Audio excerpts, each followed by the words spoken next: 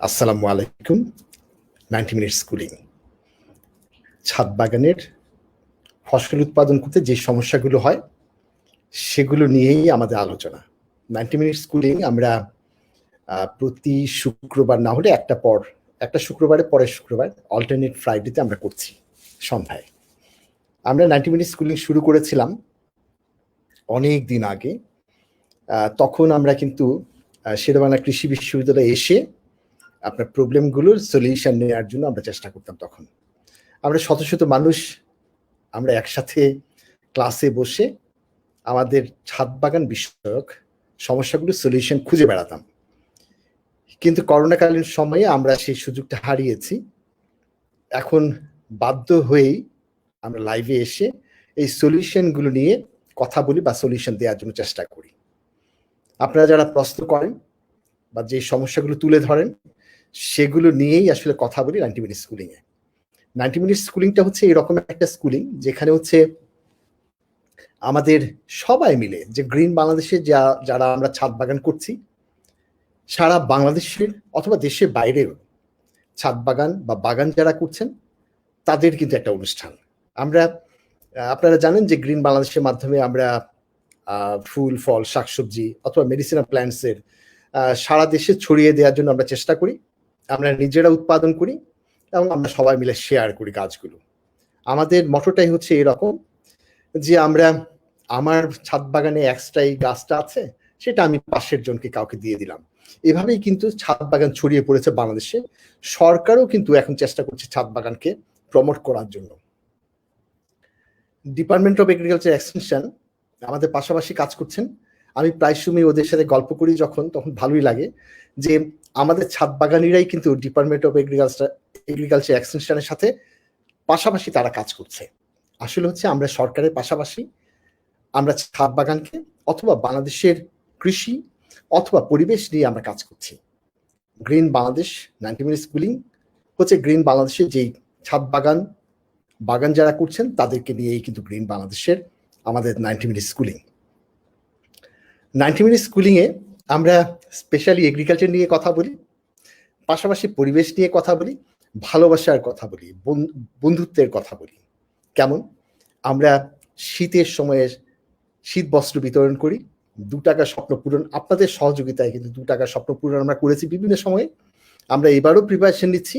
আমরা কিন্তু বারবারই বলছি যে আপনাদের কাছে যেই জিনিসগুলো ধরেন একটা 6টা কাপ অথবা 6টা গ্লাস, 6টা প্লেট অথবা আপনার একটা ভালো মানের একটা শাড়ি, যেগুলো ফ্রি সাইজ থাকে, অথবা আপনার একটা খেলনা, আপনার বাচ্চা বড় হয়ে গিয়েছে, সেই খেলনাটা আর প্রয়োজন হচ্ছে না, ভালো অবস্থায় আছে, সেই খেলনাগুলো আমরা একসাথে কালেকশন করি। গ্রিন বাংলাদেশে সবাই মিলে আমরা কালেকশন করে আমরা যারা আমাদের সাথে সুবিধা বঞ্চিত যারা আছেন তাদের কাছে 2 টাকার বিনিময়ে, আমরা বিনে পয়সায় দিই না, 2 টাকার বিনিময়ে তাদের কাছে তুলে দিই। আসলে হচ্ছে গ্রিন বাংলাদেশ আর 90 মিনিট স্কুলিং আমাদের মোটোটাই হচ্ছে সবাই মিলে ভালো থাকা। যেমন আমরা প্র্যাকটিস করি সদা সত্য কথা বলি বা গুরুজনের করোনতি বিদ্যা অমূল্য ধন, সেগুলো নিয়ে ওই যে ছোটবেলা পড়েছিলাম, সেগুলো কিন্তু আমরা পুনরাবৃত্তি করি। যেমন গ্রিন বাংলাদেশ যারা করে তারা গাড়িতে যখন চড়ে গাড়িতে হর্ন দেয় না। আমরা টাকার গায়ে কখনো কিছু লিখি না বা টাকাকে নোংরা করি না অথবা টাকাকে ভাঁজ করি না। আমরা রাস্তাঘাটে থুতু ফেলি না।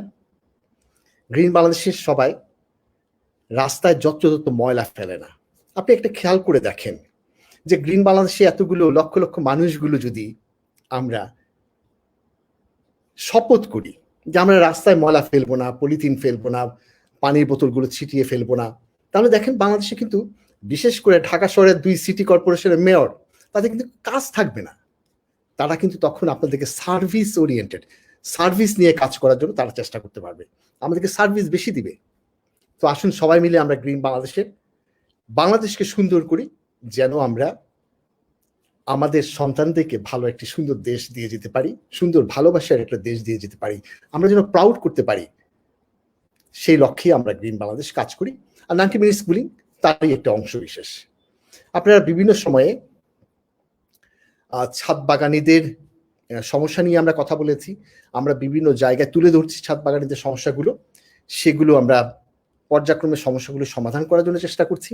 আপনারা জানেন যে আমাদের গ্রিন বাংলাদেশ এখন রেজিস্টার্ড, সো আমরা এখন বিভিন্ন জায়গায় কথা বলতে পারছি, আমরা যোগাযোগ করছি। তো আপনারা যেগুলো প্রশ্নগুলো পাঠিয়েছেন বা প্রশ্নগুলো যেগুলো লিখেছেন সেগুলোর একটু উত্তর দিয়ে আসি, তারপরে আপনারা যারা কমেন্টস করতেছেন সেগুলো আমি পরে উত্তর দেওয়ার চেষ্টা করব। আসলে প্রথমে চলে যাই, আমরা স্ক্রিন শেয়ার করে আমাদের যে আগে যে প্রশ্নগুলো পাঠানো হয়েছে সেই প্রশ্নগুলোর উত্তর দেওয়ার চেষ্টা করি, ছবি দেখিয়ে। আসলে আমরা চেষ্টা করেছিলাম যে সবার প্রশ্নগুলো সলিউশন দেওয়ার জন্য। আমরা কিছু প্রশ্ন এখানে তুলে নিয়ে আসছি, বাকিগুলো মোরলেস কাছাকাছি, সো আপনারা একই সলিউশন পেয়ে যাবেন। শাহরিয়ার উজ্জ্বল ভাই একটা সুন্দর প্রশ্ন করেছেন, ছবি পাঠিয়েছেন, সুন্দর একটা ছবি, বাগানের ছবি, পরিষ্কার পরিচ্ছন্ন বাগান, কিন্তু উনার এই ঢেঁড়স গাছের নিচের পাতাগুলো হলুদ হয়ে যাচ্ছে। এটা কিন্তু কমন প্র্যাকটিস, কমন সমস্যা। আসলে বয়স্ক পাতাগুলো নিচে লোয়ার পাতাগুলো হলুদ হয়ে যাওয়ার কারণটাই হচ্ছে নাইট্রোজেনের অভাব। সো আপনি নাইট্রোজেন যদি দিয়ে দিতে পারেন, অর্গানিক ম্যাটার থেকে সেখানে দিতে পারেন, ড্যাপ সার থেকে দিতে পারেন, ইউরিয়া থেকে দিতে পারেন, এগুলো যদি দিয়ে দেন তাহলে ভালো হবে। কিন্তু মনে রাখবেন, ঢেঁড়স গাছ সাধারণত বর্ষাকালে কিন্তু খুব ভালো হয়, মানে আমাদের উইন্টার সিজনে এসে নিজেই একটু খারাপ কন্ডিশনে চলে যায়। সো আপনার সিজনটা প্রায় শেষ হয়ে আসছে, তবে হবে, ঢেঁড়স হবে, আপনি একটু যদি যত্ন নেন। সামার সিজনে এটা খুব ভালো হয়, তো যত্ন নিতে হবে। নানাবিধ সমস্যা কিন্তু এখন দেখা দিবে, সেটা হচ্ছে আপনার পাউডার মিলডিউ দেখা দিতে পারে, তারপর ভাইরাস দেখা দিতে পারে। আপনারা কিন্তু সবাই জানেন যে ভাইরাস যেন না হয় এর জন্য পোকা কন্ট্রোল করতে হবে। পোকা যদি কন্ট্রোল করতে পারেন তাহলে কিন্তু ভাইরাস কন্ট্রোল হয়ে যাবে। আবার নেমাটোড হতে পারে, নেমাটোড আছে কিনা সেটাও খেয়াল রাখবেন, আপনারা সবাই জানেন। আর পাউডারি মিলডিউ যেন না হয়। আপনি যদি পরিষ্কার পরিচ্ছন্ন, যেটাকে আমরা বলি গুড এগ্রিকালচার প্র্যাকটিস, সেটা যদি আপনি ফলো করেন, যেমন হচ্ছে উইডিং ভালোভাবে করবেন, মাটিগুলো বারবার নিড়িয়ে দিবেন, অর্গানিক ম্যাটার দিবেন, পোকা যেন না করে সেটার জন্য ব্যবস্থা করবেন, light trap, yellow sticky trap, এইসব ট্র্যাপগুলো যদি ব্যবহার করেন, আর মাঝে মাঝে যদি সাবান পানি, নিম তেল, আমি বারবারই বলছি মিরাকল ঔষধ, সাবান পানি, নিম তেল যদি ব্যবহার করে ফেলেন তাহলে দেখবেন আপনার ভাইরাসও যেমন আসবে না, পোকার মাধ্যমে ভাইরাস আসে, তো ভাইরাস আসবে না, মিলডিও হবে না, আপনার গাছের ফলন কিন্তু খুব ভালো হবে। আমি আশা করছি আপনারা যারা এখনো প্র্যাকটিস করছেন না নিম তেল স্প্রে করা, শুরু করে দেন, আপনার ফসলগুলো ভালো থাকবে।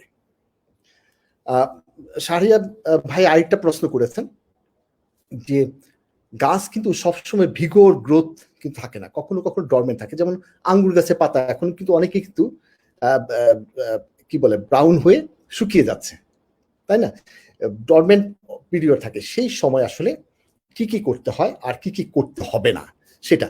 ডরমেন্ট পিরিয়ডটাকে বলা হয় টেম্পোরারি স্টপড, গ্রোথটা স্টপ হয়ে যায়, অথবা মেটাবলিক অ্যাক্টিভিটিস যখন বন্ধ করে দেয়, গাছ কমিয়ে দেয়, তখন সে সমস্ত এনার্জিগুলো কনজার্ভ করে, ধরে রাখে, তখনকে আমরা ডরমেন্ট পিরিয়ড বলি। ডরমেন্ট পিরিয়ডের যেমন একটা এক্সাম্পল দিয়ে বুঝাই, যেমন পুরো বর্ষাকালে কিন্তু অর্কিড গাছে প্রচুর ফুল দিয়েছে, গ্রোথ ভালো হয়েছে, শীত আসছে, এখন দেখবেন সমস্ত অর্কিড গাছগুলো মনে হবে মরে মরে গিয়েছে।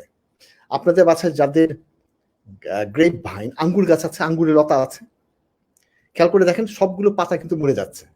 এখন কিন্তু সবগুলো পাতা কিন্তু পড়ে যাবে, পাতা পড়ে গেলে গাছ যে মরে গেছে তা কিন্তু ভাবার ঠিক নেই। এটা হচ্ছে ডরমেন্ট পিরিয়ড। ডরমেন্ট পিরিয়ডে ওদের খাবার খুব কম লাগে, কারণ হচ্ছে টেম্পারেচার কমে গিয়েছে, খাবার কম লাগে, সো কোনো রকমের খাবার দিবেন না, শুধু পানি দিয়ে বাঁচিয়ে রাখবেন, তাই যথেষ্ট। আর এই সময় কিছু কিছু ফাঙ্গাস গ্রো করে, তার জন্য মাঝে মাঝে সাবান পানি দিয়ে একটু ধুয়ে দিলেন গাছগুলো। আর যদি আপনার সম্ভব হয় তাহলে বর্দ মিক্সচার, মনে আছে কি বর্দ মিক্সচারের কথা?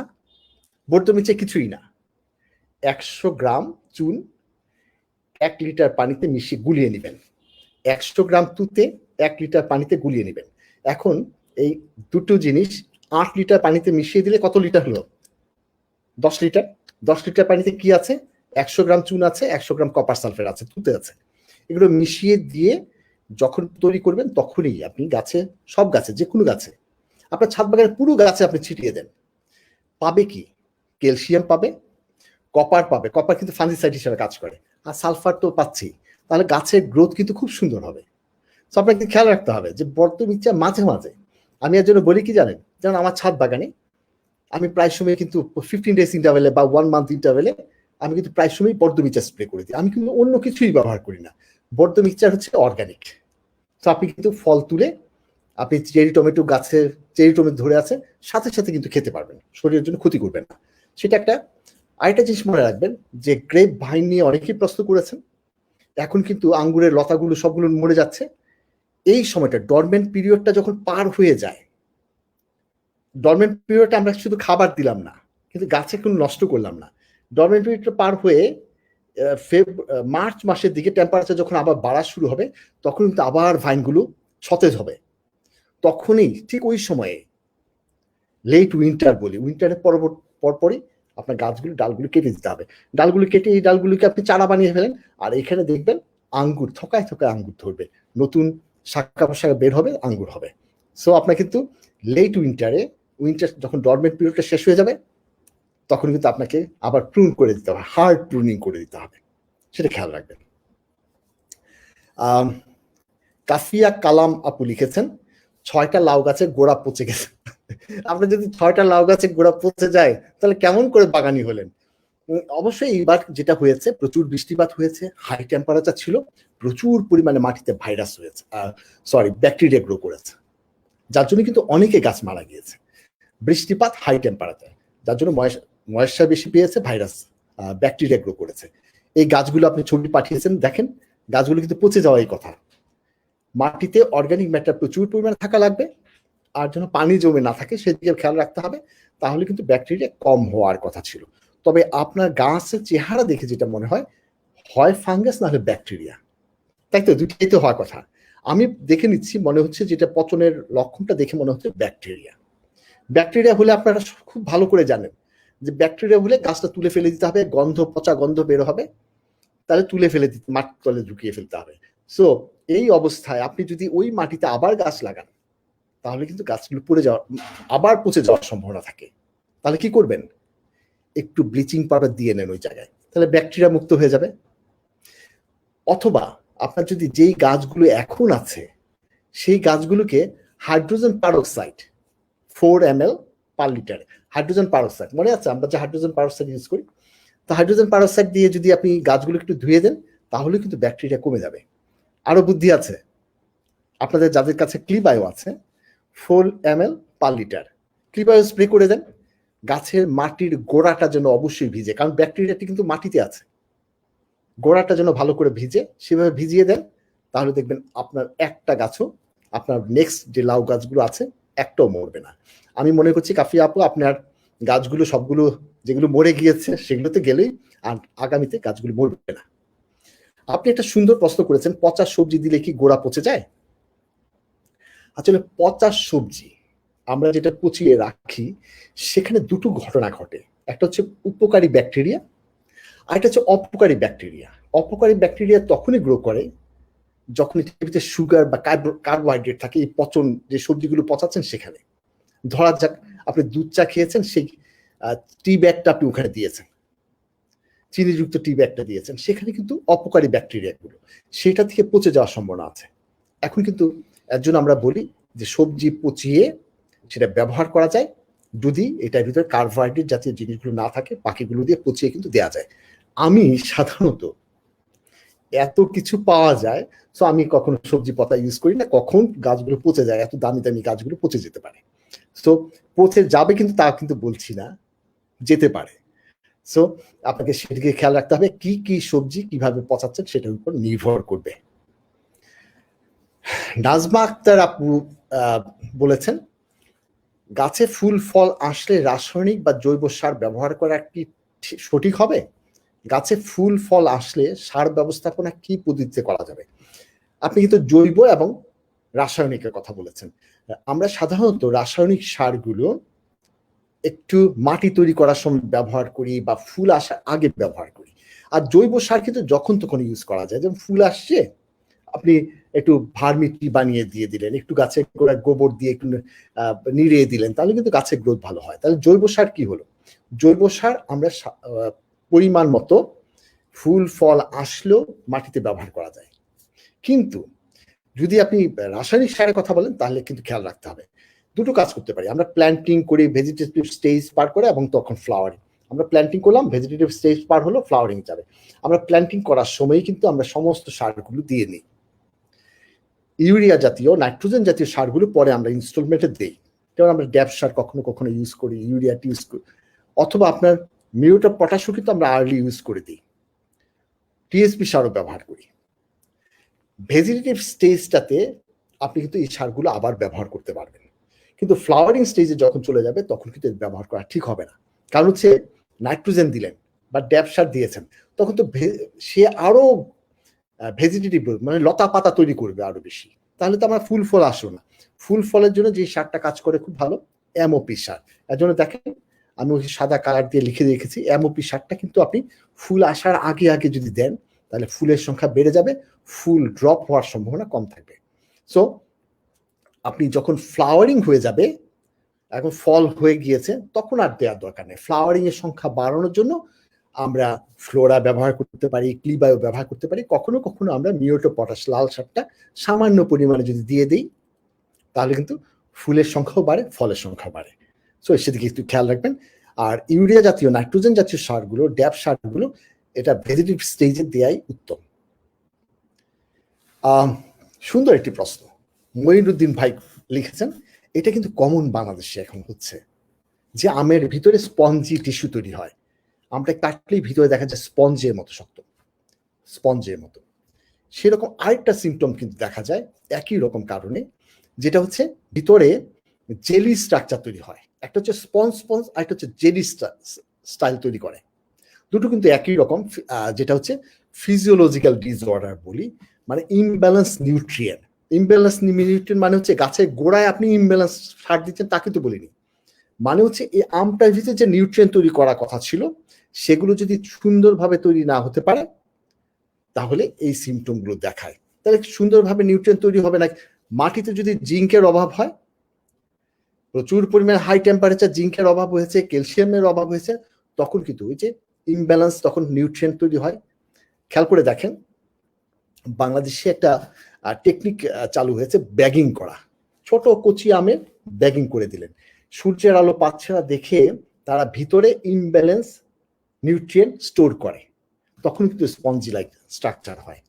এর জন্য মেচিউর অবস্থায় ব্যাগিং করাটা উপযুক্ত। সো আপনাকে গাছের গোড়ায় ব্যালেন্স খাবার যদি দেন, যেমন হচ্ছে আপনি জিঙ্ক যদি ডেফিসিয়েন্সি হয় জিঙ্ক দেন, ক্যালসিয়াম মাঝে মাঝে দিচ্ছেন, তাহলে কিন্তু এই সমস্যাটা হবে না। তো আমি একটু সলিউশনগুলো দেখাই। বা পাশে হচ্ছে স্পঞ্জিলাইস, আর আপনার যেটা বলেছেন যেটা হচ্ছে ডান পাশেটা স্পঞ্জি টিস্যু, আর এটা হচ্ছে সফট টিস্যু, জেলি স্ট্রাকচার। এই সবগুলোর জন্য ম্যানেজমেন্ট যেটা হচ্ছে ইন্টিগ্রেটেড অ্যাপ্রোচ করতে হবে। সামান্য পরিমাণ জিঙ্ক দিয়ে দিব, কারণ জিঙ্কের অভাবে এই স্পঞ্জিলাইট স্ট্রাকচারটা তৈরি করে। একটু সামান্য বোরন দিয়ে দিব, তাহলে ফলগুলো পড়বে না। আবার ক্যালসিয়াম দিয়ে দিব, ক্যালসিয়াম ক্লোরাইড দিয়ে দিব, আবার পটাশিয়াম কিছু পরিমাণে দিয়ে দিব। এই সবগুলো দিলে গাছের টোটাল এই ফলের ভিতরে ব্যালেন্স নিউট্রিয়েন্ট তৈরি হবে, তাহলে কিন্তু এই স্পঞ্জি স্ট্রাকচার তৈরি হবে না। যার জন্য হচ্ছে আপনি খেয়াল করে দেখবেন আম বাগানিরা কি করে জানেন, ধরেন জুন জুলাই মাসে বা আম হারভেস্ট হয়ে গেল, তখনই কিন্তু আম গাছের গোড়া পরিষ্কার করে, গাছটাকে পরিষ্কার করে এই সারগুলো তারা দিয়ে দেয়। যার জন্য পুরো সিজনে যখন আবার নেক্সট ইয়ারের ডিসেম্বর জানুয়ারি মাসে মুকুল আসে, তখন কিন্তু আমগুলো খুব সুন্দর হয়। সো নিউট্রিয়েন্ট দেয়া প্রয়োজন। গাছে কিন্তু খেয়াল রাখবেন যে মরা যেন ডালপালা না থাকে, সেগুলো একটু খেয়াল রাখবেন। রুবায়েত ভাই একটা সুন্দর প্রশ্ন করেছেন, প্রচুর লাউ হচ্ছে কিন্তু নষ্ট হয়ে যাচ্ছে। উনি যে ছবিটা পাঠিয়েছেন ঠিক সেই ছবিটাই আমি ডান পাশে দেখিয়েছি। খেয়াল করে দেখেন ওনার ফুলের সব ম্যাক্সিমাম গুলো হচ্ছে মেল ফ্লাওয়ার। মেল ফ্লাওয়ার তো ফল হবে না, মেল ফ্লাওয়ার একটু স্ট্রাকচার তৈরি করে ড্রপ আউট হয়ে যাবে। যদি ফিমেল ফ্লাওয়ারও আসে, পলিনেশন, মেল ফ্লাওয়ারের পলিনেশন না হলে ওই ফুলটাও কিন্তু ফিমেল ফ্লাওয়ারটা পড়ে যাবে। এর জন্য কিন্তু লাউ গাছ বা এই ধরনের লতানো গাছে একটা টেকনিক অবলম্বন করে, আপনারা সবাই জানেন, যেটা হচ্ছে 1G 2G 3G, মনে আছে? তাহলে 1G মানে যখন সিড থেকে যে গাছটা বের হলো, এটাকে বলি প্রথম আমার 1G।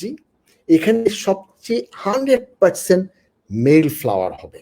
আমি আবার বলি, সিড থেকে যে গাছটা হলো সেখানে যদি না কাটেন তাহলে সোজা লম্বা ডাল বের হচ্ছে, এটা হচ্ছে সবগুলো ফুল আসবে হচ্ছে মেল ফ্লাওয়ার। মেল ফ্লাওয়ারে কিন্তু ফল হবে না। তাহলে কি হবে? আমরা কি কি সবজিতে এই 1G 2G 3G করি? সেটা হচ্ছে লাউ, চাল কুমড়া, শসা, চিচিঙ্গা, ধুন্দুল এগুলোতে করে থাকি। কিন্তু কাকরোল পটলে করি না, কারণ হচ্ছে কাকরোল পটলে আলাদা আলাদা গাছে ফিমেল ফ্লাওয়ার হয়। সো ওইটা তো বাড়াতে পারছি না আমরা, তাহলে এইটাতে করি। দেখি এইভাবে দেখি, যেটা হচ্ছে মেল ফ্লাওয়ার সিড থেকে যে ডালটা বের হলো এটা 1G। তাহলে খেয়াল করে দেখেন বড় ছবিটা যেটা দেখা যাচ্ছে, এই পাশে যে ছবিটা, এটা কিন্তু মেল ফ্লাওয়ার। আমি বলেছিলাম না যে 1Gতে সবগুলো মেল ফ্লাওয়ার হবে। আমরা যদি 1Gতে থাকে তাহলে মেল ফ্লাওয়ার, আপনি এখন ডালটা কেটে দেন, কেটে দিলেই কিন্তু গোড়া থেকে ও পাশ থেকে আবার নতুন ডাল বের হবে, এটা 2G হয়ে যাবে। তাহলে 1Gতে কখন আমরা ডালটা কাটবো? যখন লম্বা হতে হতে 12 পাতা, মাটি থেকে লম্বা হতে হতে 12 পাতা যখন হলো, তার বেশি হলো, তখন উপরে কেটে দিতে হবে। কত পাতা? 12 পাতা। 12টি পাতা হওয়ার পরে আপনি কেটে দিবেন, কেটে দিলে ওখান থেকে ডালপালা বের হবে, এটা 2G। 2Gতে 20% ফিমেল ফ্লাওয়ার হবে, আর 80% কি হবে? মেল। তাহলে 20%, 2Gতে 20%। আমি যদি ওইটার মাথাও আবার কেটে দিই, 3Gতে যদি চলে যাই, তাহলে ফিমেল ফ্লাওয়ার 80% চলে যাবে। ফিমেল ফ্লাওয়ার যদি 80%, ফিমেল ফ্লাওয়ার ছবি আমি দেখেছি, ফিমেল ফ্লাওয়ারের ছবি যদি ফিমেল ফ্লাওয়ার যদি 80% হয়ে যায়, তাহলে একটা গাছে আমার 80% ফল হবে, আর 20% রাখছি পলিনেশন করার জন্য। আমার দরকার আছে 3G পর্যন্ত আমরা সাধারণত যেয়ে থাকি। এগুলো করলে দেখবেন কেটে ডাল কেটে দিলে, এর জন্যই দেখবেন যারা মাঠে লাউ করে তারা দেখবেন লাউয়ের ডগা কেটে কিন্তু বাজারে বিক্রি করে দেয়। যত বেশি ডগা কাটছে তত বেশি ফিমেল ফ্লাওয়ার হচ্ছে। সো তারা ডগা সবসময় কাটে। আপনি ছাদ বাগানে যারা লাউ করছেন তারা অবশ্যই অবশ্যই আপনি কিন্তু লাউয়ের ডগা কেটে দিবেন। 1Gতে 100% পুরুষ ফুল, 2Gতে 20% মহিলা, 3Gতে 80% স্ত্রী ফুল। আমরা চাই কিন্তু যত বেশি ফুল হবে ফিমেল, তত বেশি মানে লাউ হবে। সো এটা খেয়াল রাখবেন। সো পলিনেশনে সহজ হবে, অনেক ফল হবে। মশিউর রহমান ভাই মাইক্রোনিউট্রিয়েন্ট কি এবং কিভাবে সব মাইক্রোনিউট্রিয়েন্ট সম্বলিত জৈব সার গাছে প্রয়োগ করতে পারি, খুবই ভাবনার ব্যাপার। মাইক্রোনিউট্রিয়েন্ট, ম্যাক্রো এবং মাইক্রো দুটো নিউট্রিয়েন্ট আছে। আপনি জৈব সার থেকে আলাদাভাবে মাইক্রোনিউট্রিয়েন্ট পাওয়া একটু কঠিন, আমার সাথে কিন্তু ম্যাক্রোনিউট্রিয়েন্টগুলো চলে আসে। তাহলে আমরা দেখে নিই ম্যাক্রো এবং মাইক্রোনিউট্রিয়েন্টগুলো কোনগুলো। ম্যাক্রোনিউট্রিয়েন্ট মানে হচ্ছে যেগুলো বেশি করে খায়, carbon, hydrogen, oxygen, calcium, magnesium, sulphur, এই নাইট্রোজেন, ফসফরাস, পটাশ, আমরা যেগুলো বেশি বেশি সার দিয়ে থাকি সেগুলো হচ্ছে ম্যাক্রো, মানে বেশি বেশি করে খায়। আর মাইক্রো হচ্ছে কম পরিমাণে খায়। তাহলে কি ভাবনাটা এমন হতে পারে না যে না খেলেও সে বাঁচতে পারবে? না, তাকে লাগবে। এগুলো এসেনশিয়াল নিউট্রিয়েন্ট। এগুলো iron, manganese, zinc, copper, boron, molybdenum আর হচ্ছে ক্লোরিন। এগুলো হচ্ছে কম পরিমাণে খায়, কিন্তু খেতেই হবে গাছে, নাহলে কিন্তু সে গাছ বাঁচবে না।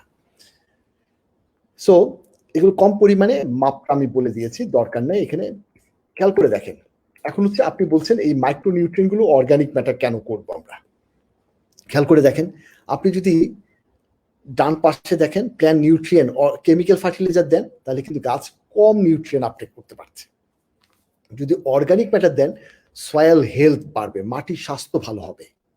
আবার মাটিতে যে ইফেক্টিভ মাইক্রো অর্গানিজমগুলো আছে, যেগুলো আছে সেগুলো ইফিসিয়েন্সি বেড়ে যায় দেখে সামান্য পরিমাণে নিউ অর্গানিক ম্যাটার দেওয়ার ফলে অনেক পরিমাণে কিন্তু তার গ্রোথ বেড়ে যায়। সো আমাদের কিন্তু অর্গানিক ম্যাটার ব্যবহার করা উচিত। আপনি যেটা বলেছেন যে আসলে এখান থেকে নিউট্রিয়েন্ট কিভাবে আমরা পেতে পারি, খুবই ইম্পর্টেন্ট জিনিস, যে অর্গানিক ম্যাটার জমিতে অবশ্যই অ্যাড করতে হবে। আমরা কি কি অর্গানিক ম্যাটার ব্যবহার করতে পারি খেয়াল করে দেখেন। একটা হচ্ছে গোবর, কম্পোস্ট, ভার্মি কম্পোস্ট, বোন মিল, নিম oil cake, mustard oil cake, তারপরে ক্রপ রেসিডিউস, মানে আমরা বিভিন্ন ফেলে দেওয়া যে জিনিসগুলো আছে সবগুলোর মাধ্যমে কিন্তু আপনি মাইক্রো এবং ম্যাক্রো নিউট্রিয়েন্টগুলো পাচ্ছেন, সেগুলো দিতে পারেন। সহজে বাজারে অ্যাভেলেবল হচ্ছে গোবর, তারপরে হচ্ছে খৈল পচা খৈল, আর হচ্ছে বোন মিল। এগুলো ব্যবহার করে কিন্তু আপনি সমস্ত মাইক্রো নিউট্রিয়েন্টগুলো পেতে পারেন। তবে খৈলটা খুব কম পরিমাণে কিন্তু ব্যবহার করতে হবে, পচিয়ে ব্যবহার করতে হবে, অথবা পাউডার করে কিন্তু আপনি ছিটিয়ে দিতে পারেন। সোহেল ভাই বলেছেন ছাদে কিভাবে চারা তৈরি করলে ভালো হয়। ছাদে মাঠে যে আমরা সিড বেড়ে করি আর ছাদে কিন্তু একইভাবে করা যায়। ছাদে হলে আপনি সিড ট্রে ব্যবহার করে নেবেন, তাই না? তবে অবশ্যই খেয়াল রাখতে হবে মাটিগুলো যেন ঝুরঝুরা হয়, পিঁপড়ার আক্রমণ যেন না থাকে। পিঁপড়া হলে আপনার সিডগুলো নিয়ে চলে যাবে। সো মাটিটা ভালো হতে হবে। ঝুরঝুরা করতে হলে মাটি, ভার্মি কম্পোস্ট, কোকোডাস্ট, সাথে একটু বালি মিশিয়ে নিলেন, তাহলে দেখা যাবে মাটিগুলো খুব ঝুরঝুরা হবে, সুন্দর হবে। তাহলে সব সমস্যার সমাধান হয়ে গেল। বাট আপনি যদি এরকম সিড ট্রে করে নেন, তাহলে হচ্ছে সিডলিংগুলো খুব সুন্দর থাকবে, এবং ট্রান্সপ্লান্ট করতে খুব সহজ হবে। নিচে একটু চাপা দিলেই কিন্তু কোকোডাস সহ বা ফাইবার সহ সবগুলো বের হয়ে গেল, আপনি চারাগুলো অ্যাজ ইট ইজ বসিয়ে দিলেন মাঠে, তাহলে খুব সহজ হয়। সো সিড ট্রে ব্যবহার করার চেষ্টা করবেন। মজার ব্যাপার হচ্ছে ছাদে যখন আমরা যে কোনো টমেটো, বেগুন, ব্রোকলি, ফুলকপি চারাগুলো তৈরি করি, সমস্যা কিন্তু একটা দেখা দেয়, সেটা হচ্ছে পাখি খেয়ে ফেলে। সো আপনাকে সেই ব্যবস্থাটা কিন্তু করেই নিতে হবে। অবশ্যই অবশ্যই আপনি মশারি দিয়ে ঢেকে করবেন চারাগুলো, তাহলে খুব ভালো হবে, সুন্দর হবে। ছাদে গরম বেশি, পানি কিন্তু নিয়মিত দিতে হবে, সেদিকে কিন্তু খেয়াল রাখতে হবে। মীর ভাই কেমন আছেন? মীর ভাইয়ের সাথে সেদিন এখানে পরিচয় হলো, ভালোই লাগলো খুব। আসসালামু আলাইকুম বলেছে। ওয়ালাইকুম সালাম। আমরা গাছের আমরা গাছের পাতা খেয়ে ফেলছে পোকায়। সো খুব সহজ ব্যাপার। ক্যাটারপিলার গুলো রাতে বেলা আসবে, এই পাতাগুলো খেয়ে ফেলবে। মজার ব্যাপার কি জানেন? রাতে বেলা এই পোকাটা কিন্তু আপনার টবে বা ড্রামে, মাটিতে কিন্তু এটা আছে। সে সারা রাতে উঠে এটা খেয়েছে, ফজর নামাজে আজান পড়ার সাথে সাথে আবার দৌড়ে গিয়ে মাটির নিচে ঢুকেছে। তো আপনি যদি রেগুলার মাটিটা একটু নিড়ান, তাহলে কিন্তু ওইটা ডিম অবস্থায় নষ্ট হয়ে যাবে, অথবা আপনার চোখে পড়বে ক্যাটারপিলার হওয়া, যেটা আপনাকে প্রতিদিন খাচ্ছে। সো আপনি মাটিটা ভালোভাবে নিড়িয়ে দেন, আর সাবান পানি, নিম তেল দিয়ে দেন, তাহলে দেখা যাবে আপনার গাছে গ্রোথ খুব ভালো হবে, আর আবার পোকাগুলো আসবে না। সেদিকে একটু খেয়াল রাখলেই হলো। সাইফুর রহমান আসাদ ভাই লিখেছেন, গুটি কলমের শিকড় আসছে 1 মাস হলো, এখন কি মাটিতে লাগাবো? বর্ষার সময় আমরা সবসময় গুটি কলম করে মাটিতে লাগিয়ে দিই, তাহলে দ্রুত ভালো হয়। তবে এখন যে লাগানো যাবে না তা কিন্তু বলিনি। তাহলে মাটিতে এখন যদি লাগিয়ে দেন, আপনি যখন কাটবেন, গুটি কলমটাকে যদি কেটে নিয়ে আসবেন, তখন কিন্তু খেয়াল রাখতে হবে যে একদিনে কেটে ফেলবেন না, একটু কেটে কেটে নিয়ে আসবেন, তারপর মাটিতে লাগিয়ে ভালোভাবে মাটি প্রিপারেশন করে, অবশ্যই যেহেতু এখন খুব শুষ্ক মাটি, ওয়েদারটা খুব শুষ্ক, সো আপনাকে অবশ্যই প্রতিদিন কিন্তু পানি দেওয়ার ব্যবস্থা, পরিমাণ মতো পানি দিতে হবে। আর যেখানে লাগাবেন সেখানে পর্যাপ্ত পরিমাণে কিন্তু জৈব পদার্থ দিয়ে নেবেন, আর একটু বালি দিলে ভালো, বালি দিয়ে দিতে পারেন। সাইফুর রহমান আসাদ ভাই আরো লিখেছেন, আমার আম গাছে যে ড্রামে লাগানো সেই হাফ ড্রামটা ফেটে গেছে, আর রিপোর্টিং করা দরকার। আম গাছ সহ ছাদ বাগানে ফলের গাছগুলো রিপোর্টিং করার সঠিক সময় কখন, কোন মাস? অ্যারিনিয়াম গাছগুলো রিপোর্টিং করা। আচ্ছা, আমরা কিছুক্ষণ আগে আপনার প্রশ্নই বললাম যে ডিপটিং করার জন্য, মানে পুনরায় পটিং করার জন্য আসলে বর্ষাকালটা আমরা পছন্দ করি। বর্ষাকাল, ওই সময়টায় যদি মাটি তৈরি করে সুন্দরভাবে আমরা যদি করে দিতে পারি, দ্রুত গাছ বড় হবে। তার জন্য কিন্তু এখন যে করা যাবে না তা কিন্তু আমি বলিনি, এখন আপনি করে দেন, কিন্তু পর্যাপ্ত সেচের ব্যবস্থা করতে হবে, তাহলেই হবে। সেটা অ্যাডেনিয়াম বলেন আর আম বলেন, সব একই রকম। রাজীব হোসাইন ব্যাপারী ভাই একটা প্রশ্ন করেছেন, কচি পাতা পুড়ে যাচ্ছে, মুকুলের মতো অনেক বের হচ্ছে। ও গুড। আম গাছে এটা কিন্তু কমন সমস্যা, আম গাছে জট বেঁধে যাওয়া, এটাকে আমরা বলি হচ্ছে mango vegetative and floral male formation. একই রকম রাজু ভাইও কিন্তু প্রশ্নটা করেছেন যে ওনার গাছের মেল ফরমেশন হচ্ছে। আসলে হচ্ছে যখন কচি ডাল বের হওয়ার কথা, সেই জায়গাগুলোতে একই জায়গা থেকে অনেক ডালপালা বের হয়, পাতাগুলো বড় হয় না, পাতাগুলো পুড়ে পুড়ে যায়, এবং এটাকে আমরা মেল ফরমেশন বলি। দেখেন ছবিগুলো দেখলে বুঝতে পারবেন খুব কত মজার। এটা কিন্তু দুটো স্টেজে হয়, দুটো স্টেজ মানে হচ্ছে পাতাতেও হয়, আবার মুকুল বের হলে সেটা তো হয়। সাধারণত আমি দেখেছি একটু কম বয়সে গাছে এটা হয় এবং ছাদ বাগানে খুব বেশি হয়। এটার কারণটা হচ্ছে ফিউজারিয়াম। আমি কিন্তু বলেছি যে বাংলাদেশে ফিউজারিয়াম খুব বেশি পরিমাণে হয়। ফিউজারিয়াম মাটিতে থাকে, গাছের গোড়াতে প্রচুর পরিমাণে অ্যাটাক করে এবং এটা কিন্তু একবারে অ্যাটাক করেনি, অনেক দিন সময় ধরে কিন্তু এই মেল ফর্মেশনের স্টার্টিংটা হয়েছে। তো আপনাকে কিন্তু আগে থেকে এটার ব্যবস্থা নেওয়া দরকার ছিল। প্রয়োজনীয় যে কাজগুলো আছে, যেটাকে আমরা বলি গুড এগ্রিকালচার প্র্যাকটিস, সেগুলো করা উচিত ছিল। না হলে কিন্তু এই দেখেন মুকুলটাও কিন্তু একদম কেমন যেন সব জট বেঁধে যায়, ছোট ছোট পাতাগুলো জট বেঁধে যায়, এরকম নানাবিধ সমস্যা হয়। সবগুলো কি দিয়ে হয়? ফিউজারিয়াম। ফিউজারিয়াম এই ফিউজারিয়াম বা মেল ফর্মেশন কন্ট্রোল করার জন্য আমি বারবারই বলছি যে গুড এগ্রিকালচার প্র্যাকটিসটা খুব দরকার। মানে পরিষ্কার পরিচ্ছন্ন বাগান করা দরকার ছিল, টবগুলোতে সুন্দরভাবে পরিষ্কার করা। এখন যেটা করণীয় হচ্ছে, অবশ্যই আপনাকে নিম তেল স্প্রে করতে হবে। বর্ধ মিক্সচার যদি আপনি রেগুলার স্প্রে করতেন তাহলে এই সমস্যাটা হতো না। বর্ধ মিক্সচার মনে আছে কিছুক্ষণ আগে আমি বলেছি, চুন আর কপার সালফেট। চুন দিলে মাটিতে পিএস এর একটা ফ্যাক্টর আছে, পিএস আস্তে আস্তে একটু বাড়ে, অন্য নিউট্রিয়েন্ট গুলো অ্যাভেলেবিলিটি বাড়ে, যার জন্য কিন্তু গাছের গ্রোথ ভালো হয়। সো আপনি বর্ধ মিক্সচার মাঝে মাঝে যদি স্প্রে করতেন তাহলে ঠিক ভালো হয়ে যেত। এখন যেটা হচ্ছে যে আমি ধারণা করছি আপনাদের অনেকের কাছে ক্লিবায়ো আছে। এইরকম গাছ যে কুচকে যাচ্ছে অথবা পাতাগুলো যে মেল ফর্মেশন হচ্ছে, আপনি যদি ক্লিবায়ো স্প্রে করে দেন তাহলে কিন্তু সুন্দরভাবে আবার রিফর্ম হয়ে যায়। আপনার বাসায় যদি ন্যাপথলিন থাকে, সেটা পাউডারের সাথে পানির সাথে মিশিয়ে স্প্রে করে দেন, তাহলে কিন্তু মেল ফর্মেশন কমে যাবে। আর ন্যাপথলিক অ্যাসিডিক অ্যাসিড বাজারে পাওয়া যায়, সেটাও যদি ফ্লাওয়ারিং বা পাতা কুচকে যাওয়ার আগে যদি স্প্রে করতেন তাহলে এটা এইরকম মেল ফর্মেশন হতো না। মেল ফর্মেশন যদি না হওয়ার জন্য মাটিতে ফিউজারিয়াম যেভাবে হোক কন্ট্রোল করতে হবে। ফিউজারিয়াম কন্ট্রোল করার জন্য বেশ কয়েকটা ইফেক্টিভ আছে। একটা হচ্ছে আপনি যদি নিম খৈল দেন, সেটা ক্লিবায়ো যদি দেন সেটা হতে পারে, অথবা আপনি রুব্রাল একটা ওষুধ আছে সেটা দিতে পারেন, তাহলেও কিন্তু মরে যায়। এরকম নানাবিধ ঔষধ আছে, খুব সহজভাবেই কিন্তু মাটির ফিউজারিয়াম আপনি কন্ট্রোল করতে পারেন। সো এখন যে ডালপালাগুলোতে এই ফরমেশনটা আছে সেগুলো দিয়ে গোড়ায় আপনি হয় রুব্রাল না হলে ক্লিবায়ো আপনি ভালোভাবে মাটিতে মিশিয়ে দেন, তাহলে কিন্তু ভালো হয়ে যাবে। আব্দুল্লাহ রাকিব ভাই লিখেছেন, অর্গানিক্যালি শাকসবজি ও ফল নিয়ে ছাদ বাগান করি। অর্গানিক চাষ করতে আমি যে সমস্যা ফেস করছি, যেমন ফল আলহামদুলিল্লাহ ভালোই ধরে কিন্তু সাইজ খুব ছোট হয়। একবার ফল আসার পর গাছ কেমন যেন ঝিমিয়ে পড়ে, খুব খুব ধীরে বাড়ে এবং ফল আসতে পরিপক্ক হতে অনেক সময় বেশি লাগে। আচ্ছা, আসলে হচ্ছে অর্গানিক করতে গেলে নিউট্রিয়েন্টের ব্যালেন্সটা কিন্তু খুব দরকার।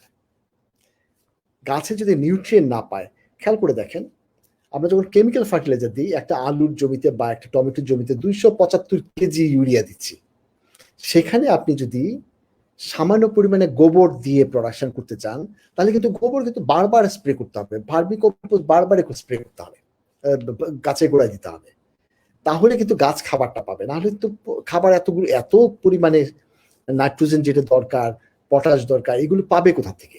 তো অনেক দিতে হবে। তবে মনে রাখবেন, আমরা যখন অর্গানিক ম্যাটার ব্যবহার করি কখনো কখনো পিএইচ লেভেল কিন্তু কমতে থাকে।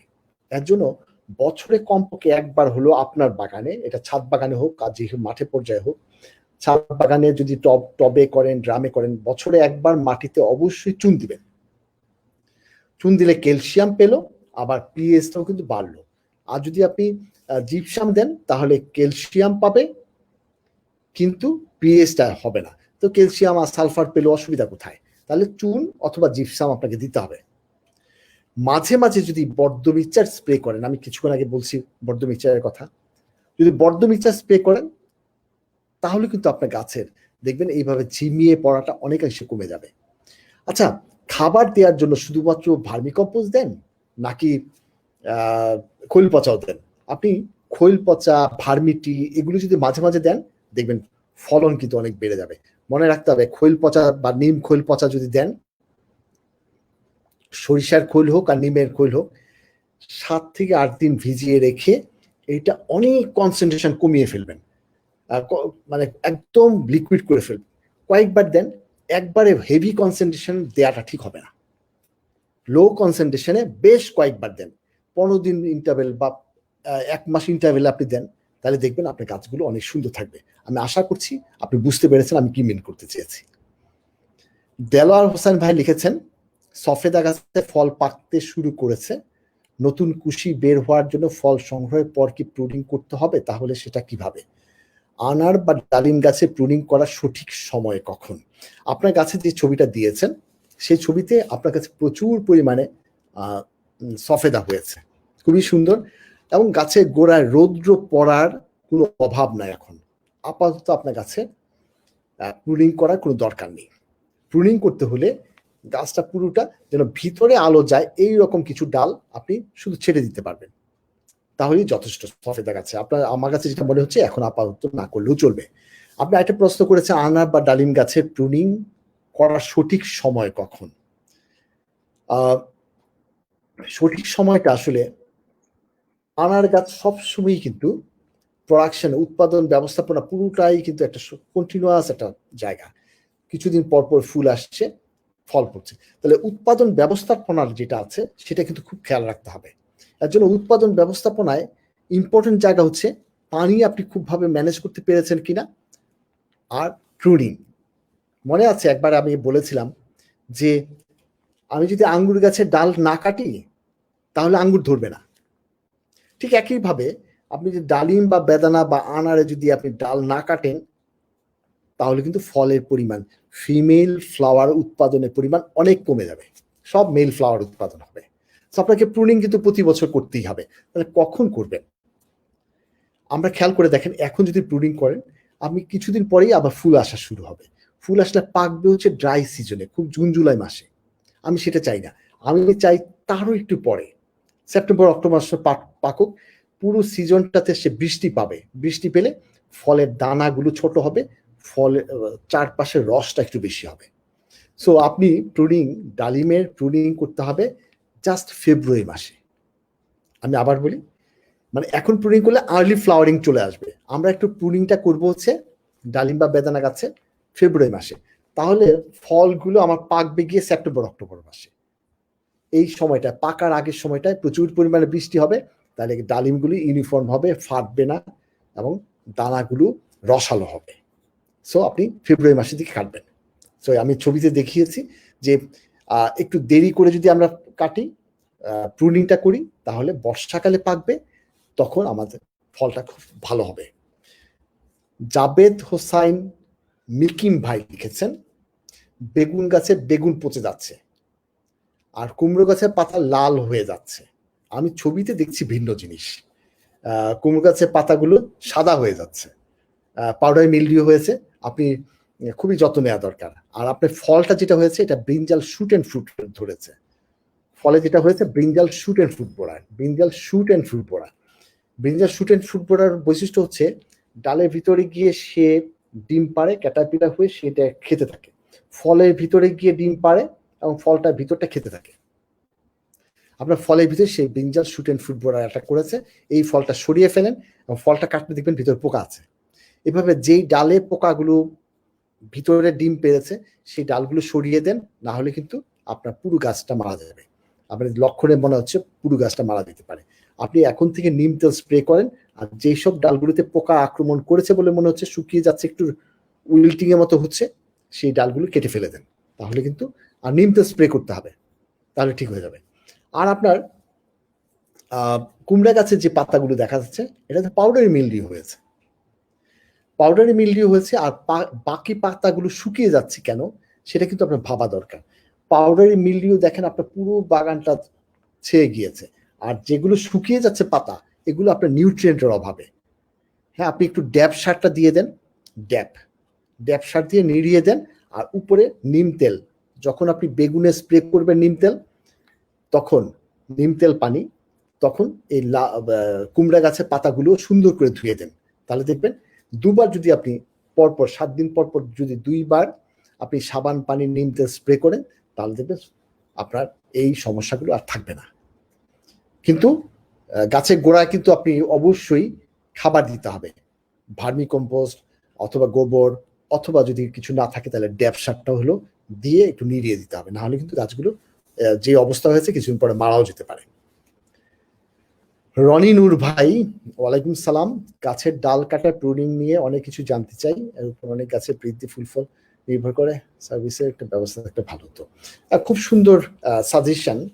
আসলে প্রুনিংটা হচ্ছে এইরকম, আমরা স্বাস্থ্য ভালো রাখার জন্য আমরা সেই বই, নখ কাটি, চুল কাটি, গাছেরও ঠিক একই রকম ভাবে ফলন বেশি পেতে হলে প্রুনিং খুব ইম্পর্টেন্ট। যেমন লাউ গাছের ডাল না কাটলে শুধু মেল ফ্লাওয়ার আসবে, মিষ্টি কুমড়ার ডাল না কাটলে শুধু পুরুষ ফুল আসবে, গোলাপ গাছের ডাল না কাটলে গোলাপ ফুল ফুটবে না, আঙ্গুর গাছের ডাল না কাটলে আঙ্গুর আসবে না, ডালিম গাছের ডাল না কাটলে শুধুমাত্র মেল ফ্লাওয়ার আসবে। তাহলে কাটতেই হবে, ডালপালা কেটে ছেটে আমরা যে আদর করে রেখে দিই তা কিন্তু ঠিক না। ডালপালা কেটে আপনাকে পরিষ্কার পরিচ্ছন্ন রাখতে হবে। তবে মনে রাখতে হবে ডালপালা কাটতে হবে সবসময়। প্রুনিং এর বেস্ট টাইম হচ্ছে যখন আমি ভাবছি যে শীতটা চলে গিয়েছে, এখন বর্ষাকাল আসতেছে, গাছের গ্রোথ ভালো হবে, ঠিক ওই সময় কাটতে হবে। অথবা শীতের আগে আগে, যেমন গোলাপ গাছ কখন কাটি জানেন? শীতটা আসার আগে আগে। এখন কিন্তু টাইম চলে যাচ্ছে গোলাপ গাছে প্রুনিং করা, শীত চলে আসবে, শীতে কিন্তু সে অনেকগুলো ফুল দিবে। আবার শীতকালে গোলাপ গাছে ফুল দেওয়া হয়ে গেল, বর্ষাকালের জন্য অনেক ফুল আসে, তখনও আমরা কিন্তু ডালগুলো কেটে দিই। সো যখন ডরমেন্ট থাকে গাছ তখন কাটা যাবে না, আর বাকি সবসময় আপনি সুন্দরভাবে কেটে দিবেন।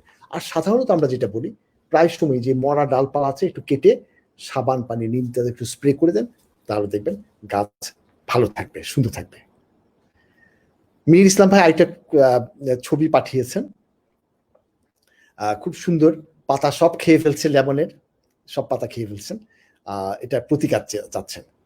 লেমন বাটারফ্লাই, ক্যাটারপিলার, এটা বিভিন্ন বিভিন্ন রকমের আছে। এই ক্যাটারপিলার গুলো পাতার নিচে নিচে থাকে এবং সারা রাত এটা খায়, আবার সে লুকিয়ে থাকে কোনো একটা অন্ধকার পাতার নিচে গিয়ে চুপচাপ লুকিয়ে থাকবে। সো আপনি যদি রেগুলার মনিটর করেন তাহলে কিন্তু এটা ইজিলি কন্ট্রোল করা যায়। পাতাগুলো ছিঁড়ে পা দিয়ে পিষে ফেলে। তাহলে হচ্ছে প্রথম হচ্ছে রেগুলার মনিটর করা। আর সাবান পানি স্প্রে করলে তারা কিন্তু মরে যাবে। সাবান পানি করতে পারে, নিম তেল করলে তারা তো দৌড়ে পালাবে অথবা মারা যাবে।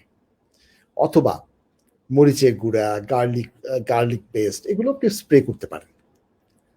আমি বলি কি জানেন, শুধু সাবান পানি আর নিম তেল স্প্রে করেন, তাহলে দেখবেন এই পোকাগুলো একটা থাকবে না। তবে মনে রাখতে হবে পাতার নিচে কিন্তু সে থাকবে, অন্ধকার পাতাগুলো, যেগুলো অনেকগুলো পাতা একসাথে জড়ো হয়ে আছে তার নিচে বসে থাকবে। তো সেদিকে একটু খেয়াল রেখে ওই জায়গাটা যেন ভিজে, সেই জায়গায় সেভাবে আপনার স্প্রে করতে হবে। আর না হলে কিছুদিন পরে দেখা যাবে আপনার পাতাগুলো এরকম হয়ে গিয়েছে। সো এটা যেন না হয়, অনেকগুলো মাইনর পোকা এসে এটাকে এইরকম করে ফেলবে। সো আপনি এখনই সময় নিম তেল ভালোভাবে স্প্রে করা। আর ইনসেকটিসাইড তো বিভিন্ন কোম্পানির ইনসেকটিসাইড আছে, আপনি যদি মনে করেন ইনসেকটিসাইড স্প্রে করবেন সেটা কিন্তু করতে পারেন।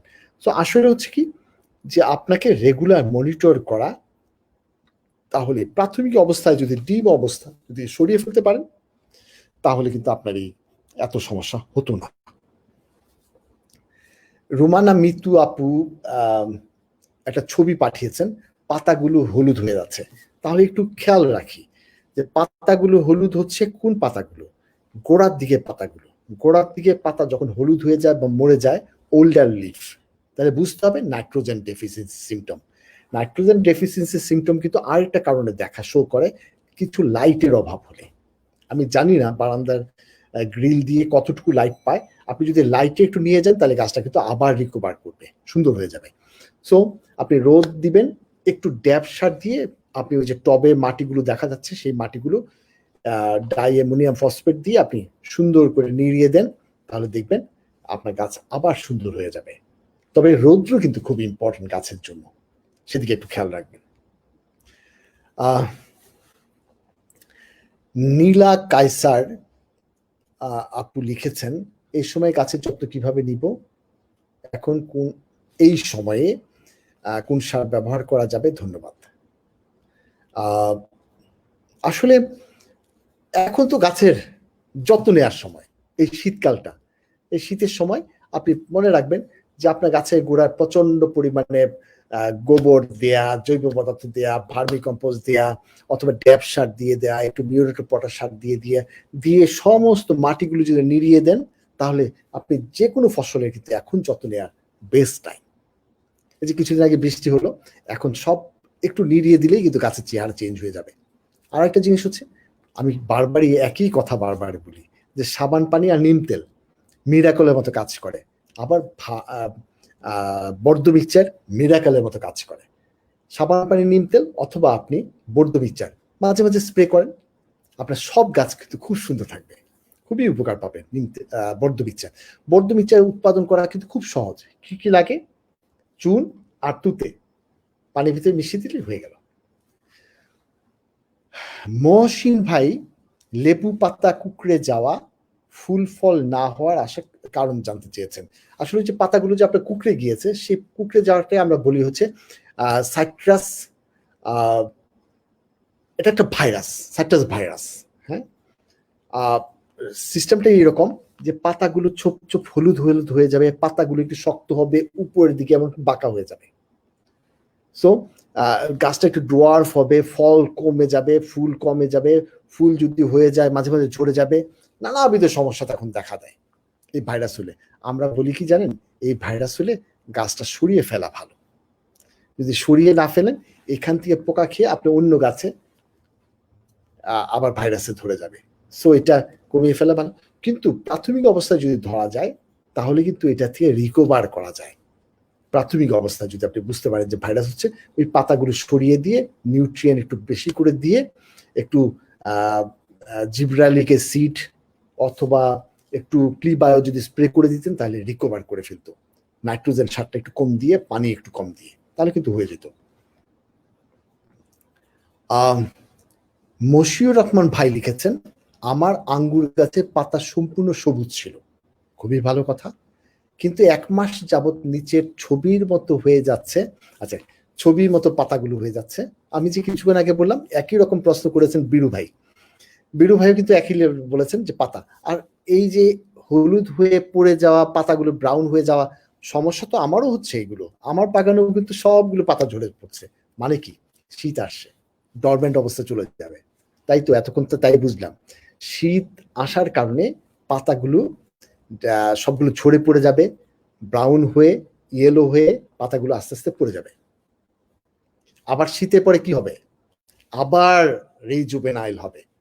সো আপনি এখন কোনো রকমের খাবার দেওয়ার দরকার নেই, ডালপালা কাটার দরকার নেই। ফেব্রুয়ারি মাসে শীত যখন আবার কমে যাবে, কমতে শুরু হবে না শীত, তখন আপনি কি করবেন? খাবার টাবার দিয়ে ডালটা একটু প্রুনিং করে দিবেন। ডালটা যদি প্রুনিং করে দেন, তাহলে কি হবে? ওই প্রুন করা ডালগুলো দিয়ে ছোট ছোট চারা বানিয়ে ফেলবেন। নেইবার আমার আশেপাশে যারা আছে, এই আঙ্গুরের চারাগুলো দিয়ে দিবেন। আমি কিন্তু তাই করি। সো আমাদের কিন্তু এখন ডালপালা কাটবেন না, ফেব্রুয়ারি মাসে কিন্তু ডালপালা কাটবেন। এখন কাটলে এই কাল পরশু দেখবেন আবার নতুন নতুন ফুল বের হবে আঙ্গুর ধরার জন্য, কিন্তু শীতে তারা পারবে না। তো শীতের পরে আপনাকে প্রুন করতে হবে। বীরু ভাই, আপনি বুঝতে পেরেছেন? আমি কিন্তু এই আপনার সলিউশনটা এখানে মশিউর ভাইয়ের সাথে একসাথে উত্তরটা দিয়ে দিলাম। মিনু হুসাইন লিখেছেন, আমার বাগানে কম বেশি কিছু না কিছু ফুল ফল হয়, কিন্তু মরিচ কেন হয় না? পেঁপে গাছে কবে 3টা পেঁপে ফল দিল। মরিচ হবে না কেন? আপনি যদি সবকিছুই পারেন, তাহলে মরিচও হবে। মরিচ একটু সেন্সিটিভ বলতে বোঝাচ্ছি যে তারা একটু ভাইরাসের যদি ধরে যায়, তারা খুব অভিমান করে। ভাইরাস যেন না হয়, ভাইরাস না হওয়ার জন্য কি করতে হবে? আপনি গাছটাকে খেয়াল রাখতে হবে পোকার আক্রমণ যেন না হয়। দেখবেন যদি পোকা আক্রমণ হয়, আস্তে করে পাতাগুলো উপরে দিয়ে কুকড়ে আসে, তখনই কিন্তু আর ফুল ফল হবে না, মানে ভাইরাসে ধরে ফেলেছে। সো আপনার পর্যাপ্ত সানলাইট লাগবে, মাটিটা ভালো তো অবশ্যই করেছেন, আর এটা হচ্ছে পোকা যেন কামড় না দেয়, যেন ভাইরাস না হয়। তাহলে মরিচ গাছ কিভাবে উৎপাদন করবেন? পোকা আসতেই পারে, ভাইরাস অ্যাটাক করতেই পারে। আমি কি বলি জানেন? আমার কাছে মনে হচ্ছে আপনি যদি একটা মশারি দিয়ে, ঘরে যে ফেলে দেওয়া মশারিগুলো আছে, যে কোনো একটা মশারির ভিতরে আপনি 4-5টা মরিচ গাছ লাগিয়ে দেখেন তো, আপনার মরিচ পুরো অ্যাপার্টমেন্টে সবাই খাবে। সো আপনি মরিচ গাছ একটা মশারির নিচে উৎপাদন করে দেখেন, দেখবেন আপনার মরিচ গাছ হবে। ক্যাপসিকামও ঠিক একই রকম ভাবে আপনি উৎপাদন করতে পারেন মশারির নিচে, তাহলে দেখবেন ফলন কিন্তু অনেক সুন্দর হবে। মাটি তো ভালো করবে নেই, শুধু পোকা কন্ট্রোল করতে পারলে ভাইরাস হবে না, সেদিকে একটু খেয়াল রাখবেন। জাবেদ হোসাইন মিকিম ভাই আরেকটা প্রশ্ন করেছেন, আমার গাছটা এরকম হচ্ছে কেন? আমি তো নিজেই ভাবছি আপনার গাছটা এমন হলো কেন। জিনিসটা হচ্ছে দেখেন কতগুলো কারণ হতে পারে। একটা হচ্ছে গাছ কোনো কারণে আপনার এই মাটি থেকে পানি তুলতে পারছে না। তো পানি বা খাবার তুলতে না পারার কারণগুলি কেমন হতে পারে? কতগুলো কারণ হতে পারে। একটা হচ্ছে নেমাটোড হতে পারে, একটা হচ্ছে যে আপনি পানি দেননি ভালো করে, পানি হয়তো বা কম আছে, অথবা মাটিটা এত শক্ত যে এখান থেকে নিউট্রিয়েন্ট তোলার মতো ক্ষমতা করেন নাই। তাহলে এখন কি করবেন? আপনি ডিপটিং করেন। ডিপটিং মানে মাটিগুলো সবগুলো খুলে ফেলেন, টপটাকে তুলে আপনি এখানে আবার মাটিটাকে সুন্দর করে রোদে দেন একটু। আমার কাছে মনে হচ্ছে যে এখানে নেমাটোডও থাকতে পারে। এর জন্য আমি বলছি রোদে মাটিটার সাথে একটু গোবর, ভার্মিকম্পোস্ট মিশিয়ে একটু বালি মিশিয়ে দিবেন, মাটিটা শক্ত দেখা যাচ্ছে, একটু বালি মিশিয়ে দিয়ে মাটিটাকে রোদে রেখে দেন। একটা পলিথিন দিয়ে ঢেকে রাখতে পারেন, একটু চুন দিতে পারেন। একটু যদি মনে হয় নেমাটোড আছে তাহলে একটু নিম খোল দিতে পারেন। নিম খোল যদি না থাকে তাহলে কার্বোফুরান দিতে পারেন। কার্বোফুরান না থাকলে ফুরারান একটু 1 টেবিল স্পুন দিয়ে দেন, দিয়ে পলিথিন দিয়ে ঢেকে রাখেন। ঢেকে এখন আরেকটা পাত্রের ভিতরে বা এই পাত্রের ভিতরে আপনি আবার বসিয়ে দেন, দেখবেন আপনার গাছ সুন্দর হয়ে গেছে। মাটিটা ঝুরঝুরা করেন, নেমাটোড দূর করতে পারলেই। খেয়াল রাখবেন পানির অভাব হচ্ছে কিনা। আমার কাছে কেন যেন মনে হচ্ছে পানির অভাব হচ্ছে কিছু।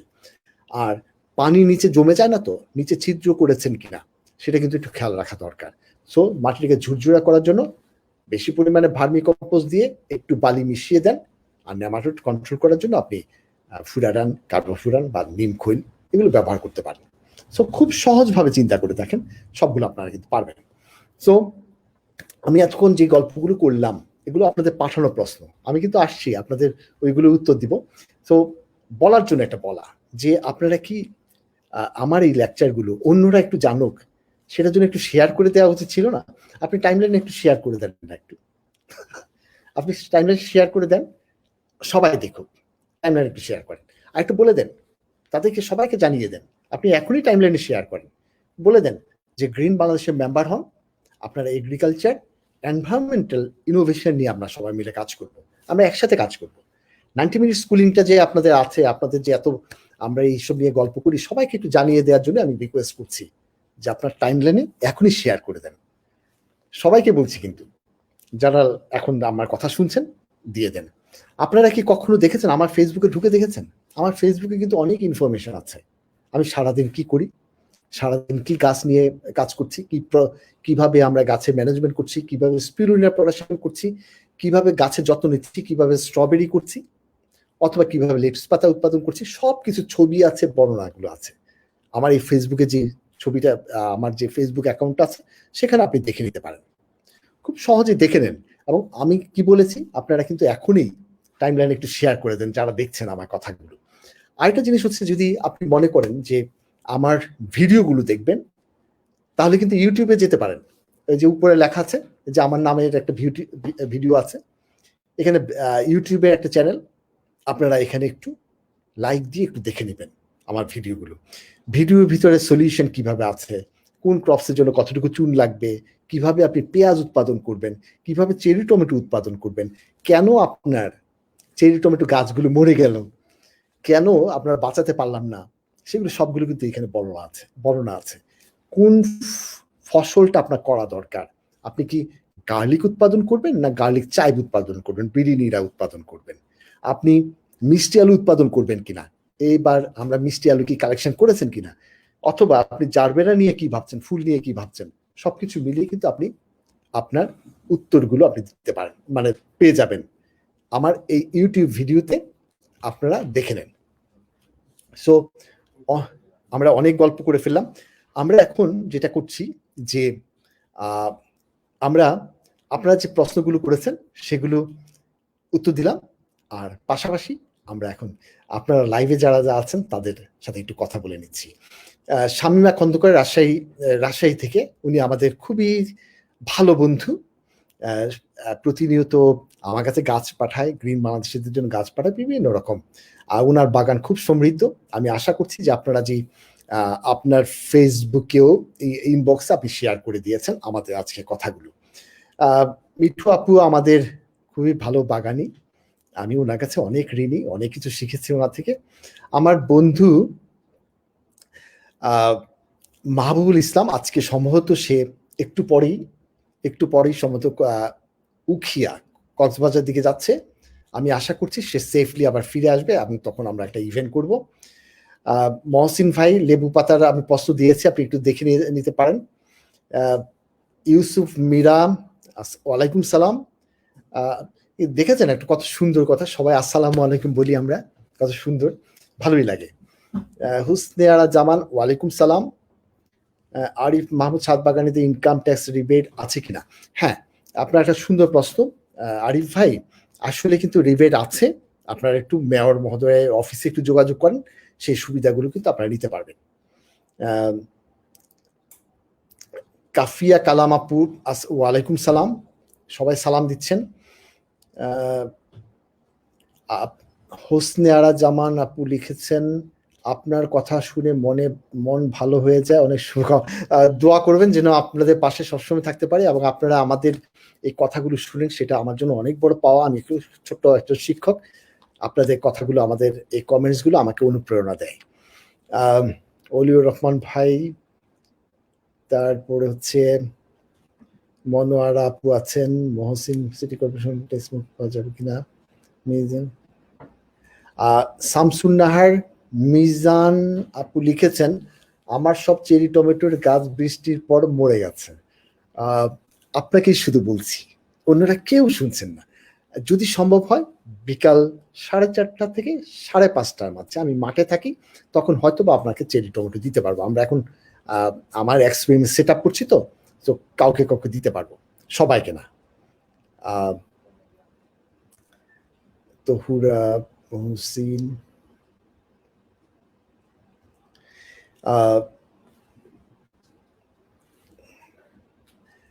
ইউসুফ মীরা উনি লিখেছেন নারায়ণগঞ্জ থেকে দেখছি। এটা তো আমার জন্য অনেক বড় পাওয়া যে আপনারা দেখছেন, সময় করে এত ব্যস্ততার মাঝেও আপনারা দেখছেন। পিকে মজুমদার ভাই লিখেছেন ক্লিবায়ো কোথায় পেতে পারি? ক্লিবায়ো আসলে আমরাই অনেক গবেষণা করেছি, যদিও এখন ওনারা মার্কেটিং করছেন, তো আমি আপনাকে টেলিফোন নাম্বারটা ইনবক্স করে দিব এক সময়, ওখান থেকে আপনি কালেকশন করতে পারবেন। আমরা চেষ্টা করছি যে আমাদের গ্রিন বাংলাদেশিদের জন্য ক্লিবায়ো এনে একটা ইভেন্টে দেওয়া যায় কিনা।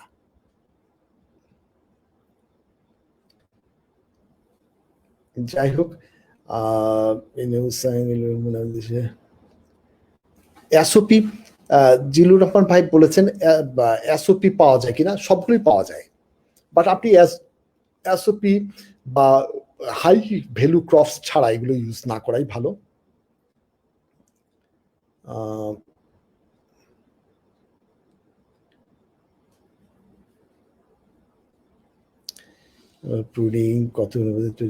যাক, এগুলো অনেকগুলো কথা বলে ফেলেছি। যাক, আপনারা অনেকেই দেখছেন, আমার কাছে খুব ভালো লাগছে যে আমরা সবাই মিলে গল্প করলাম। অনেকে অনেক কথা লিখেছেন। চুনি ম্যাডাম দেখছেন, কি সৌভাগ্য আমাদের। আসলে হচ্ছে কি, আমাদের গ্রিন বাংলাদেশের মেম্বাররা খুবই খুবই কি বলে এটাকে, খুবই এডুকেটেড, অনেক উঁচু লেভেলের। আমাদের কথাগুলো আপনারা শুনেন অথবা আমরা একসাথে কাজ করতে পারছি, এটা আমাদের জন্য অনেক বড় পাওয়া। হোসনে আরা জামান আপু লিখেছেন তুতে কোথায় পাওয়া যায়? আপনি হার্ডওয়্যার দোকান, ওখানে গিয়ে তুতে বললে পাওয়া যাবে। হার্ডওয়্যার দোকানে কিন্তু তুতে পাওয়া যায়, আর চুন তো আশেপাশে আপনার পাওয়াই যায়, খুব সহজভাবে কিন্তু পাওয়া যায়। এবং বর্ধ মিক্সচার কিন্তু আপনি যেদিন বানাবেন তার থেকে 3 থেকে 4 বা 5 ঘন্টার মধ্যে ব্যবহার করে ফেলবেন। আর আপনি তৈরি করেছেন 10 লিটার, ভাবছেন যে আমি একটা গাছে দিব না, আপনার ছাদে যত গাছ আছে তাদেরকে সবগুলোকে ভিজিয়ে দেন, দেখবেন অনেক উপকার পাবেন।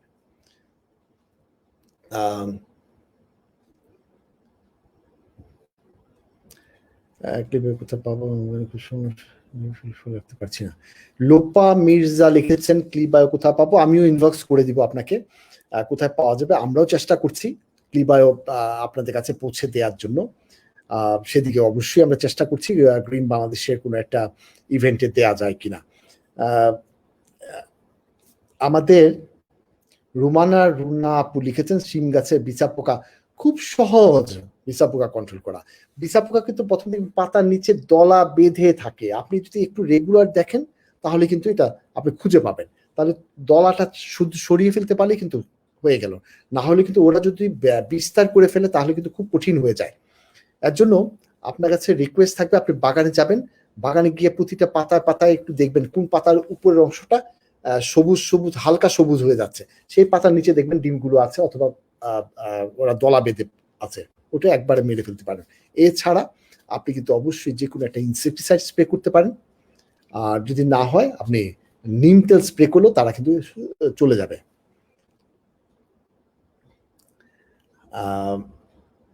রাজু ভাইয়ের প্রশ্নের উত্তরটা আমরা ইনবক্সে আপনাকে দিয়ে দিব, আমি এই ব্যাপারে আর কথা বলতে চাচ্ছি না।